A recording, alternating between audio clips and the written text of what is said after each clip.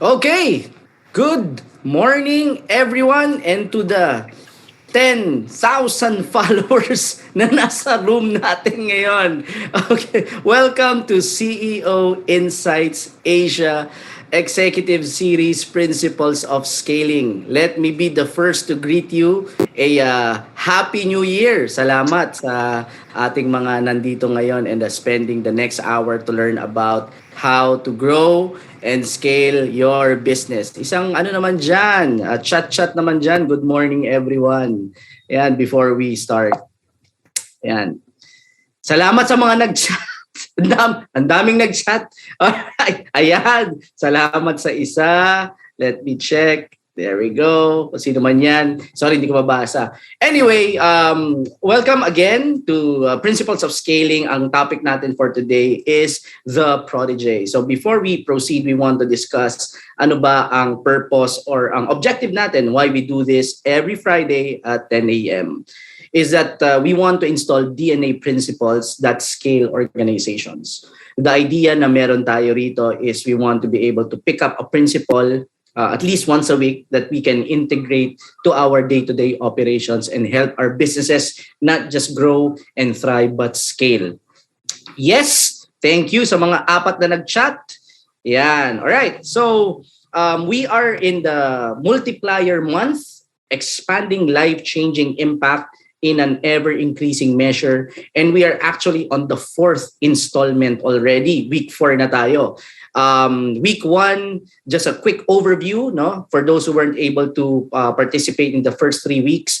Week 1, we talked about the impact engine. You can view, ang pinaka main topic dito is that you can either view your business as simply a money-making machine, or you can view your business as an engine for impact. Kasi how we see things dictate how we behave towards them. And if we see our business simply as a money-making machine, we'll simply treat it as such, na ang trabaho ng business ko ay magbigay lang ng pera sa akin. Or we can view it as an engine for social impact, an engine to help people build their dreams, fulfill our dreams, and so on. So that's the first week. The second week, we talk about the boring company because we believe that boring is good. If boring na ang company natin, it means we're very efficient in our operations. At yun ang gusto natin, na para siyang rice cooker, pwede mo na siyang iwanan, hindi mo kailangang bantayan because a great organization or your organization is not truly great if it cannot be great without you. Okay? The third one, we talked about the ecosystem play. A lot of feedback on this one. It's one of the best talks that we've had. We talk about building it's no longer about building the next big franchise, food franchise, the next big mall. It's now about building the next big ecosystem, the next Silicon Valley, the next Hong Kong. Hindi na yung malaking kumpanya, kundi malaking ecosystem. And this week, we'll talk about the Prodigy, something that is very close to my heart. Itong topic natin na to. Right. So a few announcements before we go on with our agenda. Number 1 is that if you missed this episode, okay lang yan. And the first 3, okay lang yan. You can view it, the live replay, na hanggang ngayon hindi ko pa rin naintindihan kung paano nangyayari yon, every Saturday at 8 p.m. sa Bounce Back Network page. You can view it sa ating CEO Insights page. And you can view it in our YouTube. Yan, may YouTube channel na tayo at saka we are now on Spotify. So salamat ka sa ating mga 900,000 subscribers ng ating page. So we accelerated 900x, di ba? From 0 to 9 subscribers. So please subscribe to our channel. So this will be uploaded. Powered ito by Balangkas Productions. Sir Keril, our CEO sa Balangkas Productions, siya ang gumagawa ng post-production content natin at nagpo-post sa ating page in Spotify and YouTube. We're launching a new series, rather a new engagement with our managing partner. So si Bianca Angeles, our managing partner, will now launch every Tuesday at 11 a.m. Circle Meeting. So if you have you've attended this session and you want to discuss it in depth, go to Bianca's circle meeting. We'll be opening up a new circle in the coming weeks. Right. And last announcement, we will be transitioning to a new series next year. Ayan, next week na yan. Next year, we'll talk about purpose, infusing ideas that build lasting companies. The 4 weeks is all about world-class principles, world-class practices, and world-class people. All right. So with that, excited na ba kayo? Please type, I'm excited, para naman may konting engagement tayo. Ang nakikita ko lang si Reg at mukhang very excited na si Reg na makinig sa ating agenda. Ayan. Thank you for that. 1, 2, there. See, ayan. Okay. Now, okay. So let's talk about the agendas for the next hour. Ito lang mga pag-uusapan natin. We'll talk about name the company. We want some interaction at the beginning. So I'll be asking you to interact with me, and then we'll talk a case study. One of my favorite case studies is the Starbucks. No, Starbucks case study.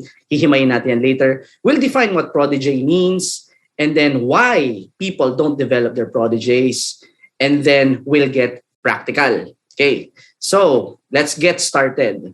Name that company.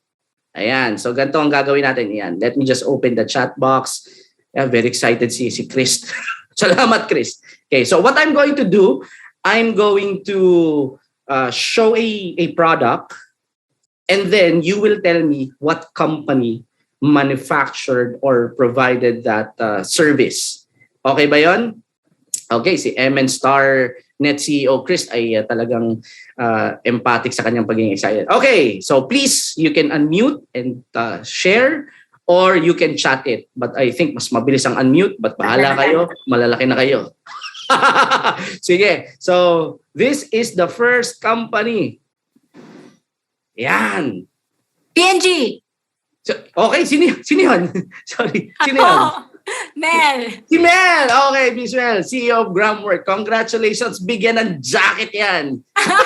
Okay. Oo, tama, so, malamig dito, Sir Fa. Kailangan ng jacket. Yeah, Proctor, kailangan ng jacket niya kasi pinapausukan niya ng kapitbahay niya. Sige. Okay, next. Tama yon, PNG. Okay, next product. Ayan. Johnson's. Ayun, Johnson. Kulang. Johnson & Johnson. Yon, Johnson & Johnson. Hindi pwedeng Johnson lang. Di ba? Johnson & Johnson and J&J. So si Reg. Yan. Salamat, Reg. Next, this is the company. Johnson & Johnson or J&J. Right? So masisingit ko na naman. My wife's used to be part of Johnson & Johnson dito sa ating sa may Astra, sa may bandang Bikutan, no? Ayan. Okay, next. This one. Ayan. Tingnan natin. Medyo... 3M! Ang bihira. Alam na alam. Ba't alam mo, Miss Mel? Siyempre, supplier namin ng 3M before. I know their products, yeah. Okay. Ako alam ko to kasi, di ba, ang mga tunay ng lalaki, pagkatapos kumain, nag-i-scotch. Scotch Brite. Di ba? So, it is a 3M product. Last but not the least, parang medyo nalilate si Krista, parang hindi masyadong active. Sige, eto, ayan, tingnan. Ay, sorry. Lumabas. Spoiler. Lumabas, nakakainis. Sorry naman. Epic. Okay, so Pfizer. Sa mga mga nagpa-vaccine, yan, di ba? Pfizer is one of the vaccines. J&J is also one of the vaccines. Yan. So medyo kilala natin sila. All right. Okay. So the question here is this, di ba? What do these companies have in common? And the commonality of these companies is they're 100-year-old company. Di ba? Antindi na itong mga to. Hindi pa ako pinapanganak at mukhang pagka wala na ako rito sa mundong ito, I think they're gonna be here. No, and that's the kind of businesses that we want to build. Yes, please say yes, chat yes if you agree with me. Now that's the kind of business we want to build. The companies that last for over 100 years. And now, hindi lang siya naglalast. Again, they are still on top of their game. Madaling maging number one or the best of the best in the 5 years, 10 years, 20 years. Pero 100 years na, you're still here and you're one of the best. Procter & Gamble, diba? Pfizer, they're one of the nangunguna, leading pagdating sa vaccine development. Diba? What else? Johnson & Johnson is also. And what's the other one? 3M, diba? So that's the kind of company we want to build, that they are already part of the identity na pag nawala sila sa mundong ito, ramdam natin. So let's add some more. Let's look at some more 100-year-old companies. Diba? So P&G is a 184-year-old company. Wow. Well, how about J&J? It's 135 since 1886. 3M is a 119-year-old company. And the Pfizer is 172-year-old company. How about this one? Coca-Cola. Magaling ba ang Coca-Cola? Yes or no? I mean, that's a dumb question, obviously, di ba? Sa lahat ng lamesa ata ng mga bahay sa Pilipinas, merong Coke yan. So it's a 129-year-old company. This one is the oldest in my studies. No, you know what Citicorp? It's a bank. 209-year-old company. That's fantastic, right? Let's go local. Masyadong foreign eh. Diba? So San Miguel, and I'll say something about San Miguel later. San Miguel is a 131-year-old company. And someone older than San Miguel, that's a local brand natin, is Ayala. Ayala is a 187-year-old company. So here's the principle that I want to share in connection to our topic. Right? The key idea here is this one. You cannot build a 100-year-old company without a robust Protege strategy. Okay? What we want is not simply to build something that's successful. What we want is to build something that has success long after we're gone. It's no longer about success right now. It's important, sure, but it's not just about that. It's about continuity of success long after we're gone. Happy New Year! Good morning! Power! Parang feeling ko yung iba, parang, ano ba itong pinasok ko? Diba, ang bigat naman nito, but it is what it is. You joined Principles of Scaling sa ating mga 12,000 viewers who joined this meeting. Salamat sa inyo. All right. So let's define. Well, I want to ask interaction first. So good? Yes. Type so good if you can relate pa with our topic. Thank you, Chris. There. Okay. So let's define what protege means. So protege is one who is protected or whose whose career is furthered by someone who has experience, prominence, or influence. Yan. Something's issue yung aking chat eh. Yeah. So the idea of a protege is someone who is a more experienced, someone who's much more seasoned, someone who's much more influential. You looks at someone who's, sabihin na natin, less or probably younger, most of the time is younger, no? And uses their influence to protect and further the career of that person or that professional or personal growth of that person. Call it mentoring, call it coaching, whatever the case may be. But it's proactively investing in someone for that someone's growth in terms of professional and personal life niya. So that is a protege, someone who is receiving on the receiving end of that one. We have a mentor and we have a protege. Okay, so what is the mindset of a builder? And I love the term builder because here in this group, we're not just about building a business. In my perspective, there are two kinds of business people. One's a businessman and one's a builder. So the businessman builds institutions for money and money only. And nothing wrong with that. That's okay. You know, I have much respect for people like that. No, nothing wrong with them. But I favor or I interact largely, if not all of them, I interact with builders. Builders are business people who build institutions beyond for legacy, beyond simply making money. They build their company, they view their company as something that, my company I will build so that I'll have money. At the same time, it will bring impact to its immediate community and to the world. Yun yung gusto nating mga katrabaho who build institutions for lasting impact. Yes, and so a mindset of a builder is ito yung pinaka-perspective niya. You can build a business that simply make money. That's a businessman. Nothing wrong with that. Much respect for that. God bless it. Or you can build a business for legacy. And for legacy builders, only two things matter. Success matters and continuity of success matters. Yes?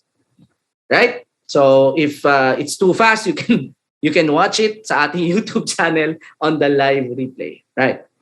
So let me just share a case study. One of the case studies I love now. Ito si Starbucks. He wrote a book entitled Onward. One of the best books I've read. At the same time, case study ito ng someone who had it all, who grew, who almost lost it all. We call it NDE, near-death experience. And then who bounced back stronger than ever. Okay, so what's the story? I wrote a blog about this in my notes sa fahernando.wordpress.com. Look for it, to hell and back. Ang title nito, how Starbucks almost lost his soul, something. I forgot. Please search nyo na lang. Okay, so what happened with Starbucks? All right, so here's the story. 2000, Howard Schultz steps down as a CEO. Let me check that. Wait lang ah. Oops. Yeah. So Howard Schultz steps down as CEO. And then there's something wrong with my pointer. And so si Jim Donald, 2007, steps in as CEO after mag-step down ni Howard Schultz. And then the stock price was around, ng mga 2007, mga $16. From $4 kay $5 kay Howard Schultz, $16 kay Jim Donald. And then they were very aggressive in growth. They were growing too fast. They were about to implode. In fact, naglabas na ng telltale signs. Bumabagsak na yung stock price. And then remember, 2008 is the meltdown. Diba? So 2008, prior to the meltdown, Howard Schultz steps back as CEO. And the stock price from $5 na umangat sila 2000, umangat in 2007, nag-peak ng around mga $16. And then nag-dip na siya. So 2008, Howard Schultz steps back in as CEO. And it was trading around $4. So imagine the peak and the drop. Now, he retired, Howard Schultz, the CEO, retired as CEO in 2018. And the stock price was trading around $48. Imagine in less than 10 years. Ganun ang napasok ni Howard Schultz. Ganun ang ginawa ni Howard Schultz. Right? And that's an increase of 1,100%. So let's say you invested in Starbucks with 100,000 pesos. That in 2008, that will be 1.1 in 2018. At least, kasi hindi natin that's a gain. Diba? Imagine that, naglagay ka lang doon, iniwan mo ron, in 2018, that becomes 1.1 million. That's for context lang ha. Right? So he steps down again. And I believe he learned from his mistake in his first retirement. Okay? So now, ang CEO niya, si Kevin Johnson. And Kevin Johnson is killing it. Okay? From $48 is now trading at 100 and pakitype nga magkano ang trading? Magkano ang stock price? $116. That's what? Ilang percent increase? 100. I can see, sorry I can see nakaharang ang aking Kindly type ilang percent ang increase. And that's just 3 years. And again, we are in the middle of pandemic. So here's the point here. An organization is not truly great if it cannot be great without you. That's the guiding principle natin. So at first, the retirement of Howard Schultz, nagkaroon ng problema in the succession plan. You know, now that Kevin Johnson, he learned from that, and now Kevin Johnson is taking over. I mean, everything naman is a wait and see game, diba? But so far, Kevin Johnson is killing it. Okay. So that's a powerful case study. I love going. If you want to get the details of what happened, read Howard Schultz's book Onward. It's a good case study. Okay. Let's pivot to another case study. When you hear the word Apple, who, not what, who comes to your mind? Sige, pakitype dyan. Steve Jobs, di ba? Okay? Steve Jobs. Yan, dalawa na yan. Kamusta yung yung 13,000 na kasama natin dito, yung iba? Kamusta? Yan, Steve Jobs. Okay. So, the story, you all know the story. You were there. You were alive already when Steve Jobs died, right? He died in 2011. And when Steve Jobs died, it was a shock. I can still remember where I was nung namatay siya. You know, I know na he was sick, and like I was thinking, it's like the second time lang naman. He was sick back a few years back, and he recovered. He became CEO again. So it's just one of those events na naman, I thought. And then when I heard the news, like parang I was, what?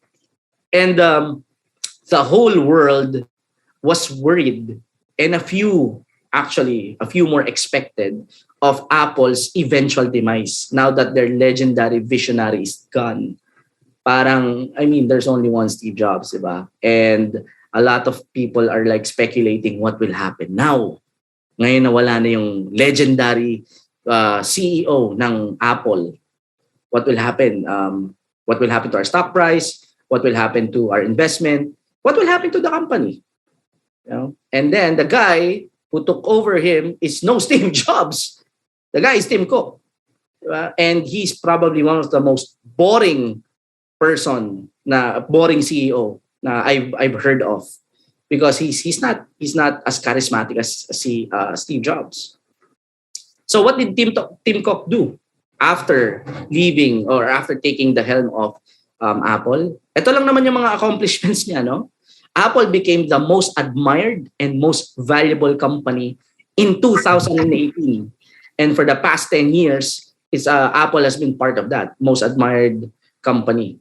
Okay? Next, it is the first American trillion-dollar company. August 2 of 2018.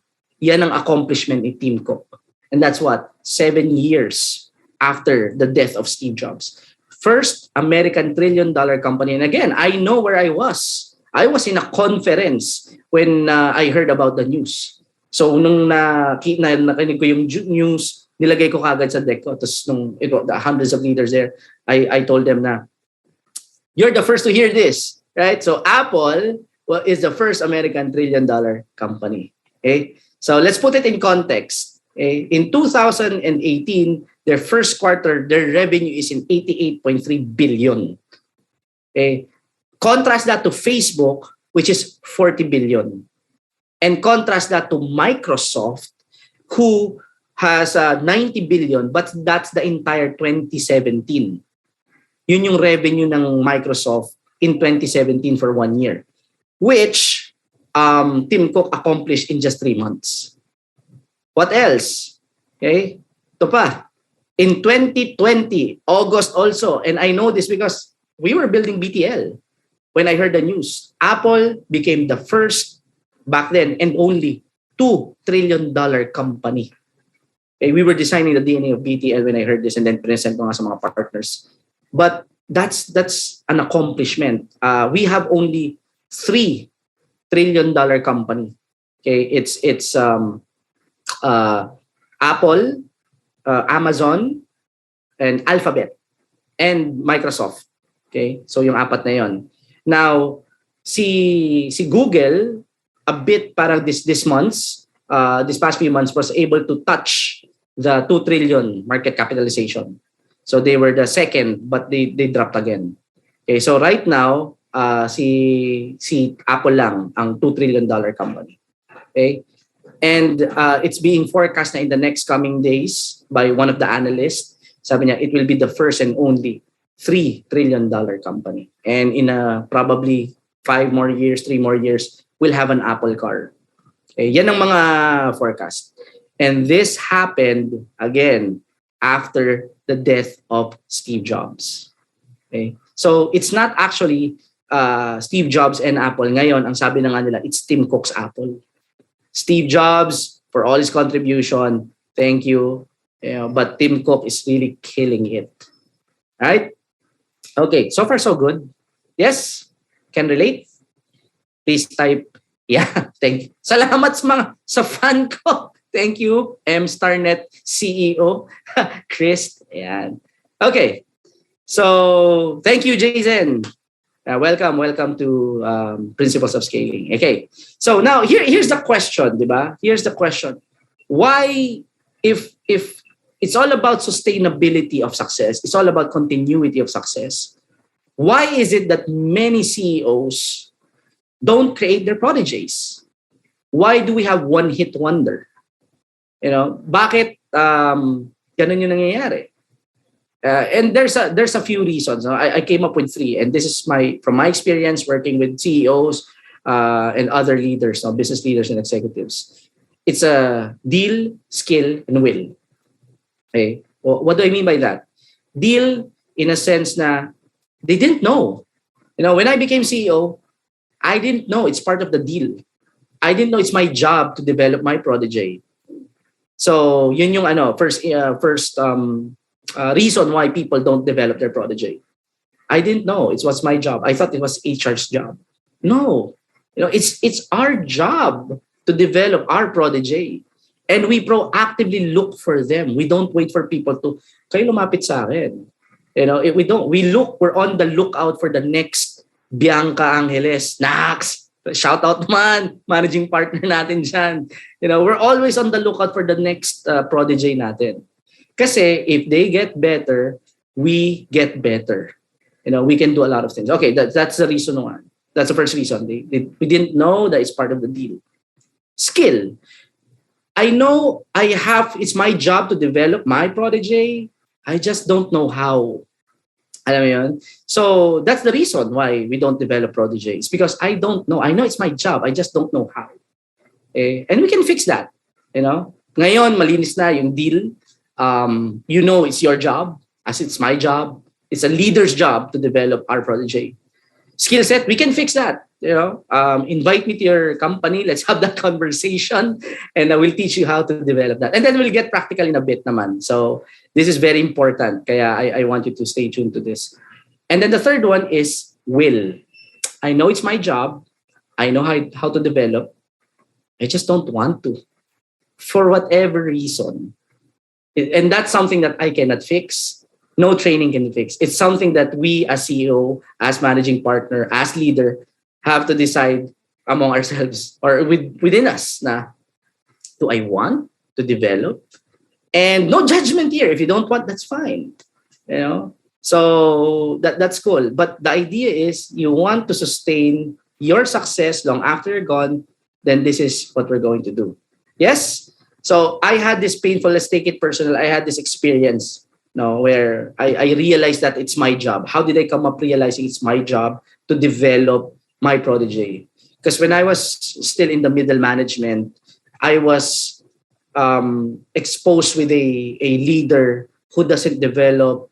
I was exposed with a boss. Siguro na lang, ganun na lang, to put it in, you know what I mean, diba? And it was so painful for me kasi sabi ko, I have these ideas and it's for the growth. It's not for me. I don't need to take the credit for it. It's just for the benefit of the organization. And it's not happening for whatever reason. Maybe they think, hey, you're too young, you don't know what you're saying, it costs too much, and so on and so forth. So it was so painful for me. And I'm of faith again. So I'm from Victory the Fourth. And I was praying to God. Sabi ko, Lord, why is this so painful? You know my intention.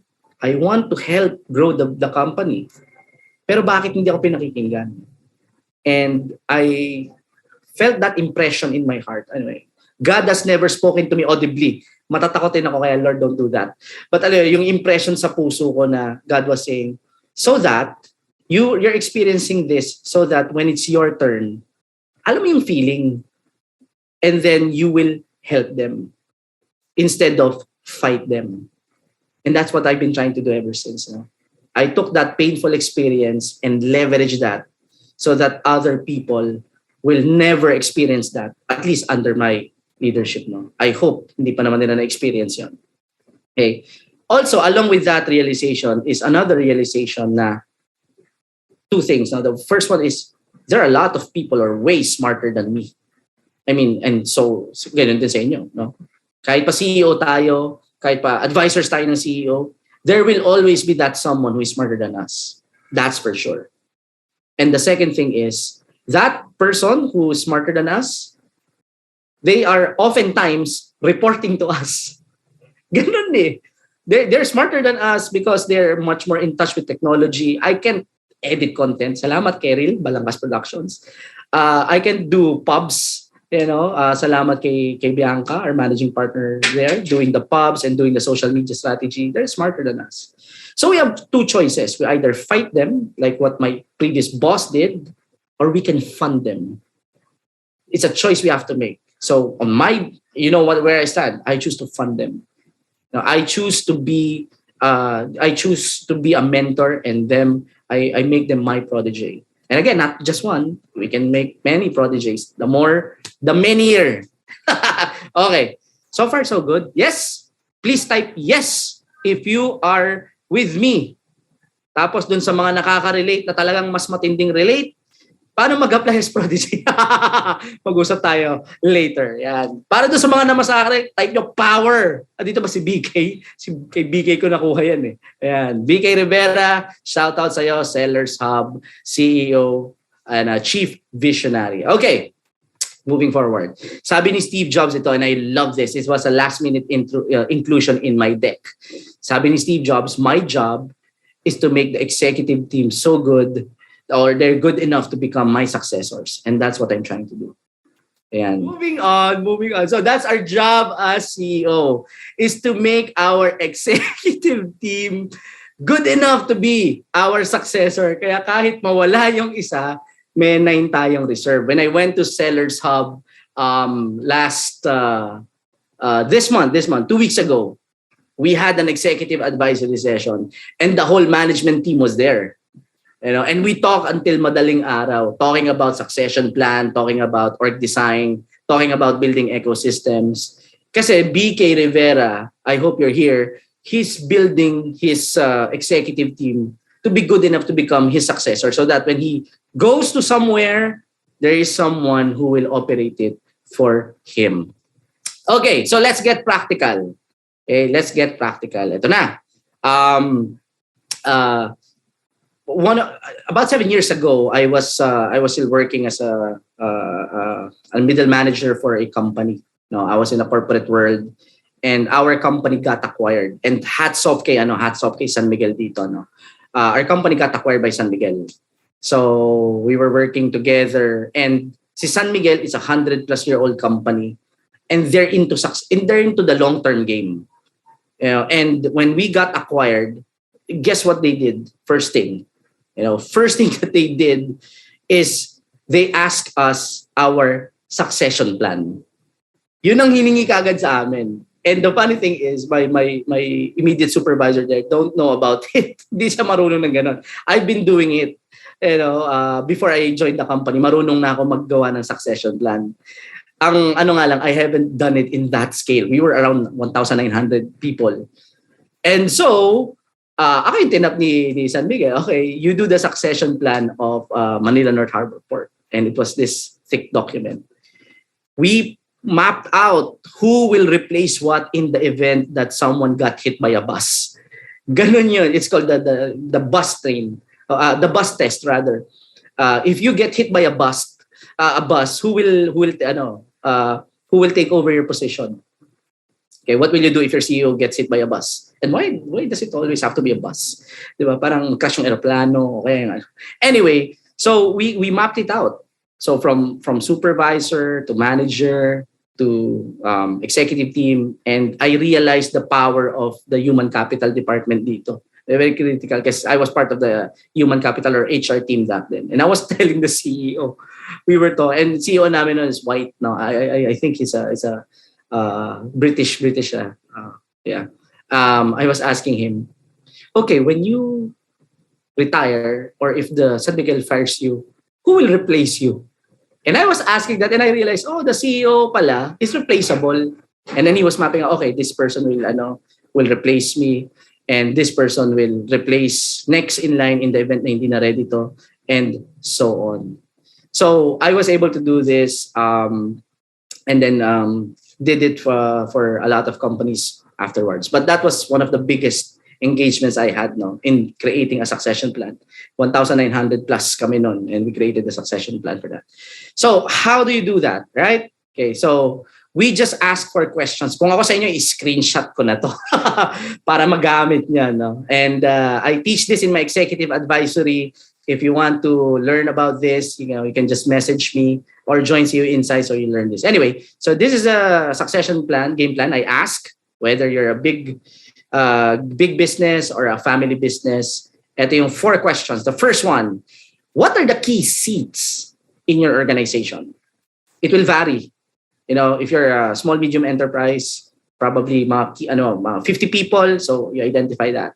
If you're 100 people, you identify your key seats. How do you know if it's a key seat? If it has an impact to the operations. Pag itong upuan na to na bakante, tigil operasyon. That's a key seat. Okay? So, by default niyan, mga supervisors, mga managers, executives. Those are key seats. Yes? Question 1. Question 2. What are the key skills that are needed in that seat to be successful?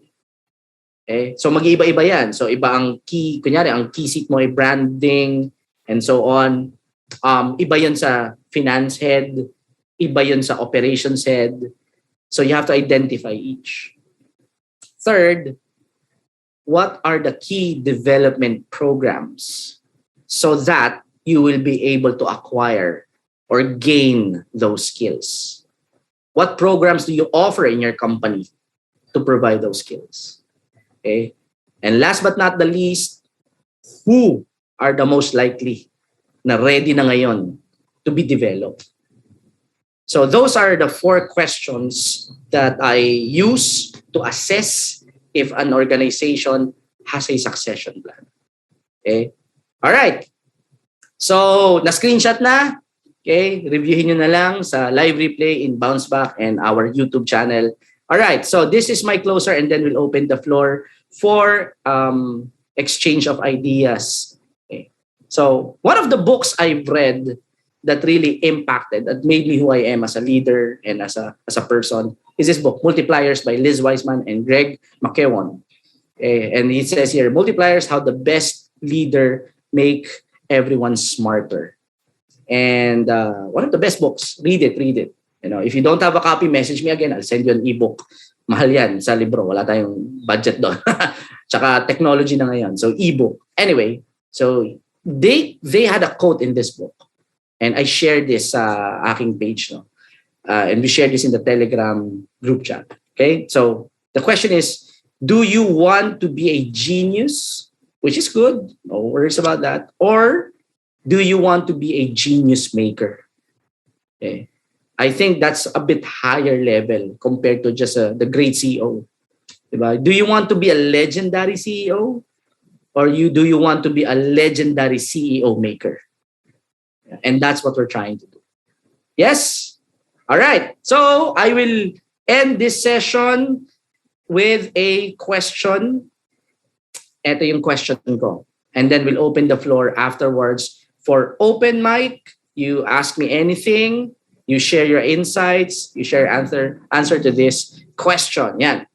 Do you have a protege? If not, then what are you going to do about it? Okay.